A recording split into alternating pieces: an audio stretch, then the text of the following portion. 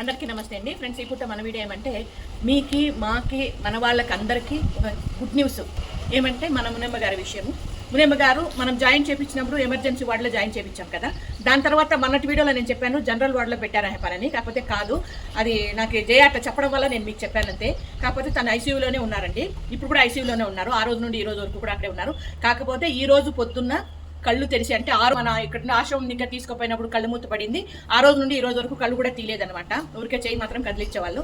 ఈ రోజు కళ్ళు తీసి ఆమె పలికిన ఫస్ట్ మాట అమ్మ అమ్మ అమ్మ అని 2 సార్లు అడిగారంట. అంటే నన్ను ఆ 2 సార్లు అడగడం వల్ల జయ వెంటనే ఏమ్మా అమ్మని చూడాలి నా చెప్పారంటే ఏమో అన్నారంట. దానికని ఈ రోజు గుడికి వెళ్ళి గుడి నుండి అట్లే నేను పోయి మునమ్మ గారిని చూసుకొని వస్తాను. నేను ఎందుకు హాస్పిటల్కి ఎందుకు వెళ్ళలేదంటే అక్కడ ఒక మనిషిని అలో చేస్తారు. ఆ ఒక మనిషిని కూడా టైం అంటూ ఉంటుంది. ఆ టైంలో మాత్రమే అలో చేస్తారు కాబట్టి నేను వెళ్ళట్లేదు.